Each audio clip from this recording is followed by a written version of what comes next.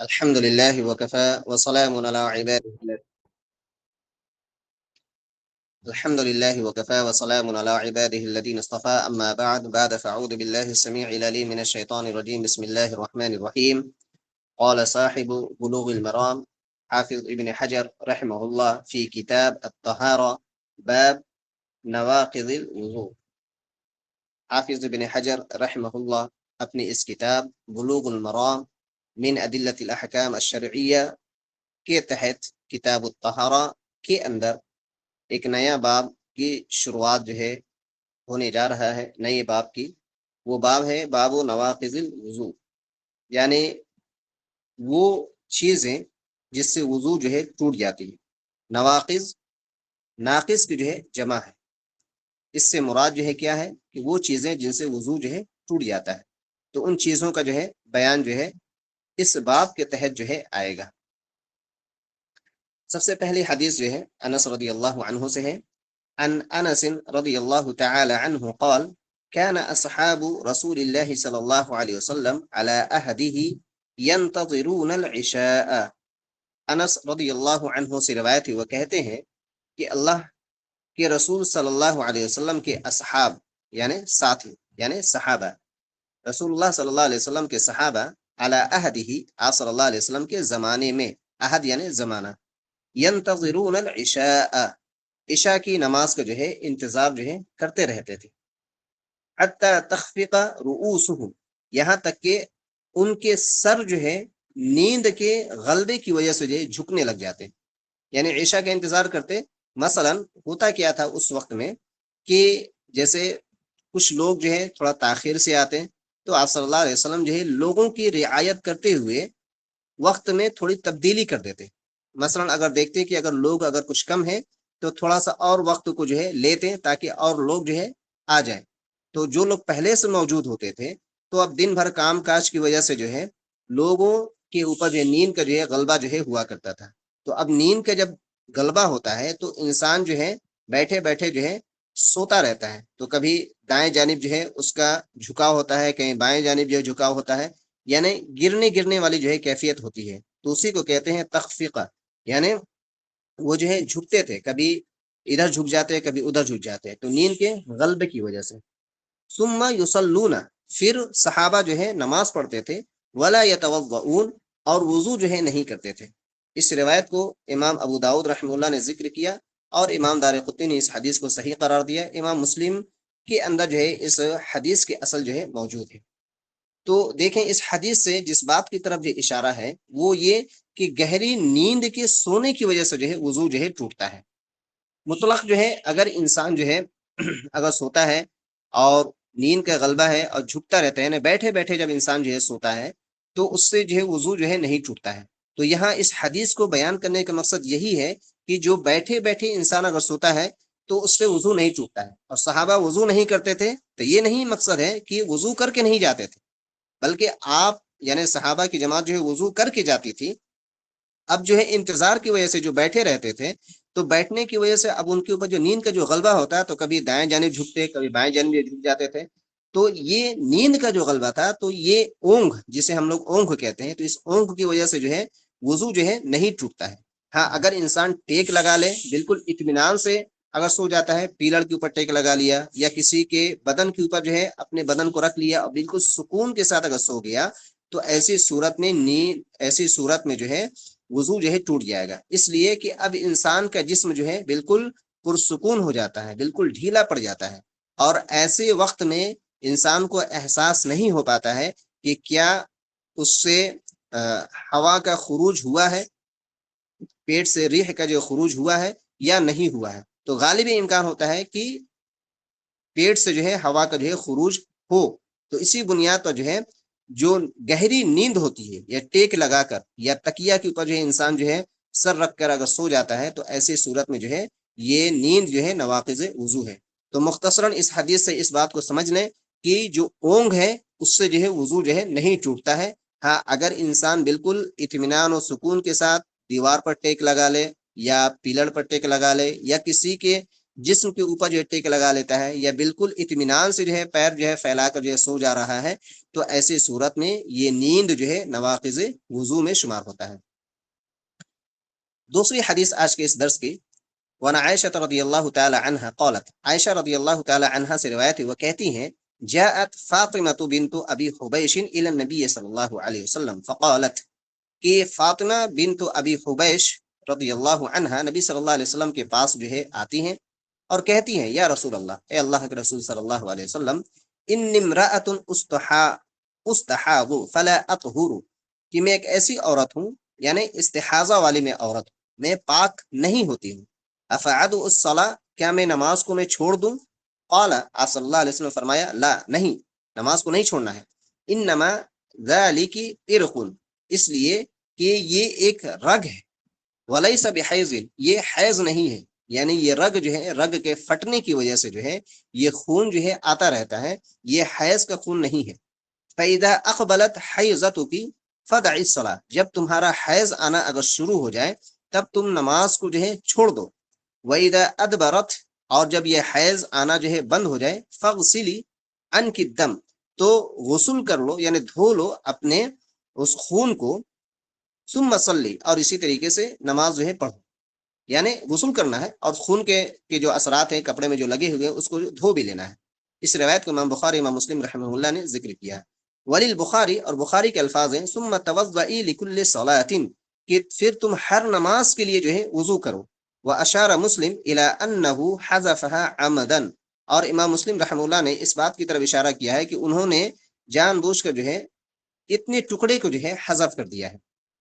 ممکن ہے ان کی کوئی وجوہات رہی ہوں گی۔ اب اس حدیث سے جو ہے مفاد ہمارے سامنے کیا ہے؟ سب سے پہلا مسئلہ اس حدیث سے یہ سمجھ لیں کہ استحاضہ کا خون آنا یہ نواقض وضو ہے۔ اگر کسی بھی لڑکی یا عورت کا جو ہے استحاضہ کا اگر خون آتا ہے تو یہ وضو کو جو ہے توڑ دینے والی ہے، اور کثرت سے اگر یہ آ رہا ہے تو پھر یہ ہے کہ ہر نماز کے لیے جو ہے وضو کر لے، تو وضو کر لینے کے بعد جو ہے اب وہ نماز یہ پڑھ سکتی ہے۔ لیکن اگر اس کے بعد بھی اگر وہ حیض استحاضہ کا خون اگر آ رہا ہے تو کوئی حرج کی بات نہیں ہے، جب بھی نماز کے لیے جائے تو پہلے وضو کر لے اور اسی حالت میں ہی نماز کی جو ہے ادائیگی کرے۔ تو یہ بات جو ہے سامنے آ گئی۔ اب یہاں دیکھیں کہ استحاضہ اصلا جو ہے کیا ہے۔ دیکھیں عورت کو جو ہے 3 طریقے کا خون جو ہے آتا ہے۔ یہاں جو ہے پہلی جو چیز ہے وہ کیا ہے؟ استحاضہ، اور اسی طریقے سے ایک خون ہے حیض جو معروف ہے۔ تو حیض کا خون کی جو رنگت ہے وہ سیاہ رنگ کا جو ہے ہوا کرتا ہے، اور اس کے دن جو ہے متعین ہے، تقریباً جو ہے 6 سے 7 دن جو ہے متعین ہوتے ہیں، جو ہر لڑکی عورت جو ہے اس بات کو جو ہے جانتی ہے۔ اسی طریقے سے دوسرا جو خون ہے وہ ہے نفاس کا خون، یعنی کہ بچہ جب پیدا ہوتا ہے کسی عورت کے یہاں تو تقریباً جو ہے 40 دن یا اس سے کم بھی، ہمیشہ اس بات کو یاد رکھیں کہ کوئی ضروری نہیں کہ 40 دن ہی وہ خون آئے، بلکہ 40 دن سے کم میں بھی جو ہے کسی کا خون آنا جو ہے بند ہو جاتا ہے، تو اسے جو ہے نفاس کا جو ہے خون کہتے ہیں۔ تو اس صورت میں جو ہے نفاس کے خون جو جب تک آتے رہیں گے اس وقت جو ہے عورت جو ہے نماز نہیں پڑھے گی۔ اور تیسرا خون جو ہے یہی استحاضہ ہے۔ تو یہ استحاضہ جو ہے اصلاً ایک رگ ہے، جسے شریعت میں غالباً یہ عاضل یا عاذر کے لفظ سے جو ہے تعبیر کیا گیا ہے، کہ اس رگ کے پھٹنے کی وجہ سے، اس رگ کے پھٹنے کی وجہ سے جو ہے عورت کا جو ہے خون جو ہے آتا رہتا ہے، اور حیض کا جو خون ہے وہ رحم مادر سے جو ہے آتا رہتا ہے۔ تو ان دونوں کے درمیان جو ہے فرق ہے۔ تو جو استحاضہ کا جو خون ہے وہ سرخ رنگ کا ہوتا ہے، یعنی لال رنگ کا ہوتا ہے، اور اسی طریقے سے حیض کا جو خون ہے وہ سیاہ ہوتا ہے، بالکل لال نہیں ہوگا، اور یہ منجمد ہوگا، اور اس کے اندر جو ہے کراہت یعنی بدبو جو ہے ہوگی۔ تو یہ سب فرق ہے، تو اس فرق کو جو ہے رکھا جائے تاکہ عورت جو ہے سمجھ سکے کہ کون سے استحاضہ کا خون ہے اور کون جو ہے حیض کا جو ہے خون ہے، تاکہ ہم کب جو ہے پاک ہو سکتے ہیں، کب ناپاک ہو سکتے ہیں، کب ہم نماز کو چھوڑیں گے، کب ہم نماز کو نہیں چھوڑیں گے۔ تو یہ بہت اہم ترین جو ہے مسئلہ ہے جو عورتوں کو جو ہے جان کر جو ہے رکھنا چاہیے۔ تو مختصراً یہی ہے کہ ایام حیض جو ہے انسان ایک عورت کے بالغ ہونے کے بعد سے لے کر جو ہے تقریباً بڑھاپے کی عمر تک جو ہے آتے رہتے ہیں، سوائے ایام حمل میں، یعنی جب عورت جب پریگننٹ ہوتی ہے تو اس وقت جو ہے حیض کا آنا جو ہے بند ہو جاتا ہے۔ تو یاد رکھیں کہ حیض جب آئے گا تو نماز جو ہے چھوڑے گی، اور جب حیض کا آنا بند ہو جائے تو نماز کو پھر جو ہے غسل وغیرہ کر کے نماز جو ہے شروع کر دے گی۔ اس میں ایک اور مسئلہ جو یاد رکھیں، شیخ ابن باز رحمہ اللہ نے اس بات کی طرف اشارہ کیا ہے، مثلا مان لیتے ہیں کہ اگر کسی کے حیض میں آنے میں جو ہے کچھ پرابلم ہوتا ہے، یعنی ہو سکتا ہے کہ 2 دن 3 دن آتے ہیں، پھر گیپ ہوتا ہے، پھر جو ہے دوسرے 3 دن پھر جو ہے آنا شروع ہوتا ہے۔ تو اس مسئلے میں یہی صورت ہے کہ جب اگر حیض کسی کا جو ہے رک رک کر اگر آتا ہے تو جب آیا اس وقت جو ہے نماز چھوڑ دے گی اور لڑکی، اور جب حیض کا آنا اگر بند ہو گیا، مان لیتے ہیں 3 دن 4 دن اگر نہیں آ رہا ہے، تو وہ غسل کر لے اور نماز شروع کرے، اور پھر مان لیتے ہیں کہ 4 یا 5 دن کے بعد پھر اگر حیض آنا شروع ہوا تو پھر جو نماز وہ چھوڑ دے گی۔ اور جس کا کنٹینیو اگر آتا ہے، یعنی 6 دن 7 دن لگاتار آ رہا ہے، تو کوئی حرج کی بات نہیں ہے، وہ پورے 6 دن 7 دن جو ہے نماز کو جو ہے نہیں پڑھے گی۔ تو یہ فرق کو جو یاد رکھیں کہ استحاضہ اور حیض میں جو کیا فرق ہے، اس بات کو جو ہے اچھے طریقے سے یاد رکھیں۔ اور الحمدللہ فاطمہ بنت ابی حبیش رضی اللہ عنہ بڑے جو ہے پائی کی جو ہے صحابیہ ہیں، انہوں نے ہجرت بھی کی ہے۔ تو شرعی مسائل کے تحت جو ہے بسا اوقات عورتیں بھی آ کر نبی صلی اللہ علیہ وسلم سے سوال کرتی ہیں، تو اس میں جو ہے کوئی مذائقے کی بات نہیں ہے۔ جو مسائل ہوتے ہیں وہ آسان انداز میں جو ہے عورتیں بھی جو ہے رکھ سکتی ہیں، پوشیدہ مسائل بھی ہوتے ہیں، تو اس بات کو جو رکھا جا سکتا ہے۔ آج کے درس کی جو ہے تیسری حدیث ہے، وَعَنْ عَلِيِّ بْنِ أَبِي طالب رضی اللہ تعالی عنہ قال، علی بن ابی طالب رضی اللہ عنہ سے روایت ہے، وہ کہتے ہیں كنت رجلا مزاء، کہ میں ایک ایسا جو ہے انسان تھا، ایک ایسا مرد تھا جو مزاح تھا، یعنی مزاح انشاءاللہ بھی اس کی جو تعریف ہوگی۔ مزاح ایک طریقے سے جو ہے مطلب کثرت سے جو ہے مزید جو ہے خارج ہونے کا جو ایک مرض تھا، مریض تھے وہ۔ فامرت المقداد، تو میں نے مقداد رضی اللہ تعالی عنہ کو جو حکم دیا کہ ان اسال النبی صلی اللہ علیہ وسلم، کہ نبی صلی اللہ علیہ وسلم سے اس تعلق سے جو ہے سوال کرے، پوچھے۔ فسالہ، تو مقداد نے نبی صلی اللہ علیہ وسلم سے اس تعلق سے جو پوچھا کہ مزی کا کیا حکم ہے۔ فقال، صلی اللہ علیہ وسلم فرمایا کہ فیہ الوضو، کہ اس کے اندر جو ہے وضو ہے، یعنی اس کی وجہ سے وضو کرنا ضروری ہو جاتا ہے، یعنی اس میں جو ہے غسل کرنا نہیں ہے۔ علی رضی اللہ عنہ کا ایسا لگ رہا تھا کہ ہو سکتا ہے کہ شاید اس میں جو ہے غسل ہے یا اسی طریقے سے وضو ہے، تو آپ صلی اللہ علیہ وسلم نے فرمایا کہ اس میں جو ہے وضو کرنا ہے، یعنی اگر مزی کا اگر خروج ہوتا ہے تو اس میں جو ہے وضو کرنا ہے۔ اس روایت کو امام بخاری، امام مسلم اور امام بخاری کے الفاظ اسی طریقے سے ہیں۔ اب دیکھیں حدیث کے اندر جو ہے مزہ کے جو ہے الفاظ ہیں، مزہ جو ہے مبالغہ کا جو ہے صیغہ ہے، مزید سے مزہ جو ہے مبالغہ کا صیغہ ہے، یعنی جسے کثرت سے جو ہے مزی کا جو ہے خروج ہوتا ہے۔ اب مزی کسے کہتے ہیں؟ مزی دیکھیے وہ سفید اور اسی طریقے سے رقیق جو ہے وہ پانی ہوتا ہے، لیسدار ہوتا ہے، جو عام طور پر کیسے ہوتا ہے، جب ایک انسان جو شادی شدہ ہے تو اپنی بیوی سے جو ہے گفتگو کرتا ہے، اور یعنی جسمانی خواہشات کی تکمیل کے لیے بسا اوقات شروع میں انسان جو ہے پہلے باتیں کرتا ہے، پھر اسی طریقے سے بوس و کنار کرتا ہے، انسان جو ہے ایک دوسرے سے گلے ملتا ہے۔ تو یہ جو سارے جو حرکات و سکنات ہوتے ہیں کہ جو شریعت نے جائز قرار دیا ہے کہ وہ اپنی بیوی سے انسان جو ہے کر سکتا ہے، تو اس صورت میں یعنی ایسے یہ شروعات جو ہوتی ہے، تو ایسے شروعات میں ایسے معاملات میں جو ہے مرد کے شرمگاہ سے اسی طریقے سے لیسدار جو ہے رقیق جو ہے مادہ جو ہے نکلتا ہے، اسی کو جو ہے مزی کہتے ہیں۔ یاد رکھیں، مزی اور منی، منی کیا ہوتا ہے کہ جو ہم بستری کی صورت میں جو ہے بالکل جوش کے ساتھ جو ہے نکلتا ہے، اور وہ مرد کے ریڑھ کی ہڈی سے جو نکلتا ہے۔ تو منی کا جو خروج ہوتا ہے تو اس میں جو ہے غسل جو ہے بالکل واجب ہوتا ہے۔ اور یہ مزی کی جو صورت ہے تو یہ اگر رقیق اور لیسدار اگر یہ نکل رہا ہے تو ایسی صورت میں جو ہے غسل واجب نہیں ہے، بلکہ صرف انسان جو ہے جائے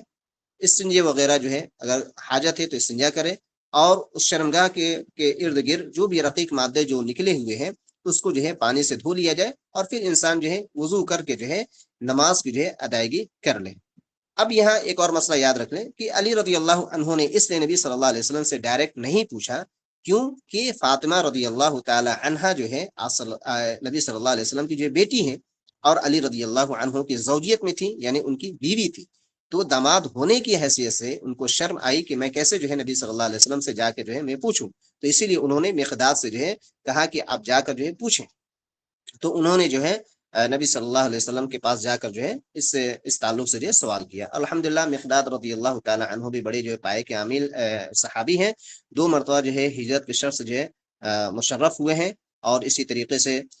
مصر کے فتح میں بھی شامل تھے، اور بدر کے روز جو ہے گھڑ سواروں میں بھی شامل تھے، اور بہت سارے جنگوں میں جو ہے نبی صلی اللہ علیہ وسلم کے ساتھ جو ہے شریک رہے ہیں۔ اور اسی طریقے سے جوف کے مقام پر جو ہے آپ کا انتقال ہوتا ہے، جو مدینہ سے تقریباً 3 میل کے فاصلے پر ہے۔ عثمان غنی رضی اللہ عنہ نے آپ کی جنازہ کی نماز جو ہے پڑھائی ہے، اور بقیع الغرقد میں جو ہے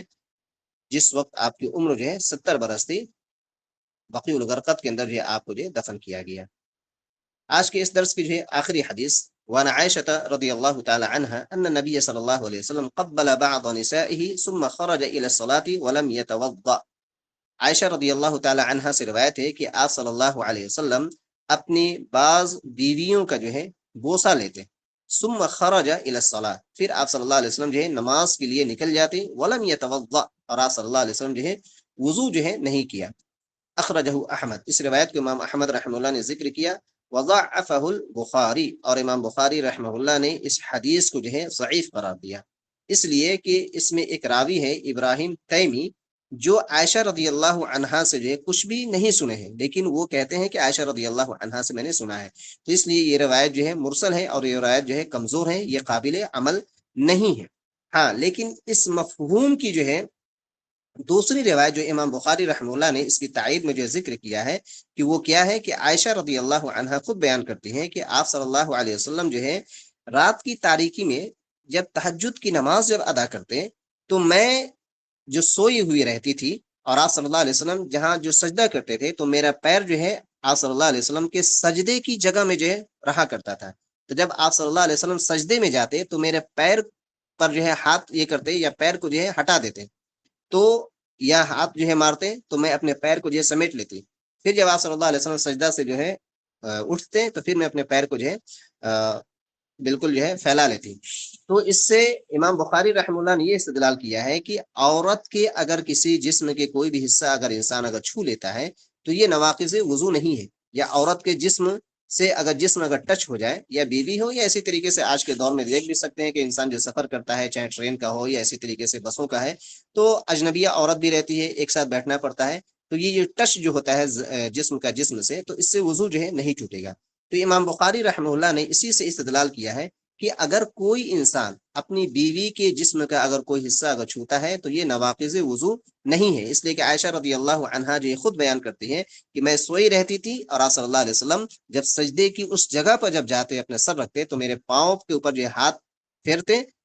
یہ اس بات کی اشارہ تھا کہ اپنا پیر جو ہے موڑ لو، تو میں اپنے پیر کو جو ہے موڑ لیا کرتی تھی۔ تو عورت کے جسم کا چھونا یہ نواقض وضو میں سے نہیں ہے۔ تو اگر کوئی انسان اپنی بیوی کا اگر بوسہ لیتا ہے تو اس سے جو ہے وضو جو ہے نہیں ٹوٹتا ہے، یا جسم کے اگر کوئی حصہ اگر چھو لیا تو اس سے وضو جو ہے نہیں ٹوٹے گا، یہی جو ہے صحیح ترین جو ہے قول ہے۔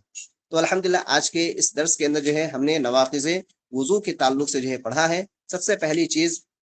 یہ یاد رکھیں کہ نیند کے تعلق سے، کہ اگر گہری نیند سے اگر انسان سو گیا ہے تو یہ نواقض وضو ہے، اور اگر اونگھ آ رہا ہے تو یہ نواقض وضو میں شمار نہیں ہوگا۔ اسی طریقے سے استحاضہ کا آنا، استحاضہ کے خون کا آنا، یہ نواقض وضو میں سے ہے۔ تو اگر کسی بھی عورت کو اگر یہ بیماری ہے تو وہ وضو کرے گی نماز کے لیے، گرچہ پھر بھی خون آ رہا ہے تو وہ پیڈ ہے، جو بھی کپڑے ہیں اس کو جو ہے استعمال کرے، پہنے، اور اس کے بعد جو ہے وضو کر کے جو ہے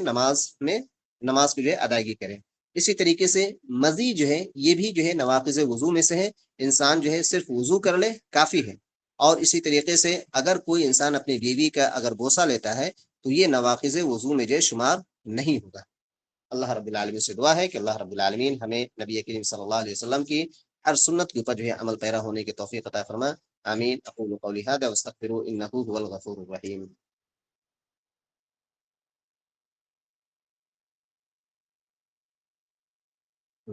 جی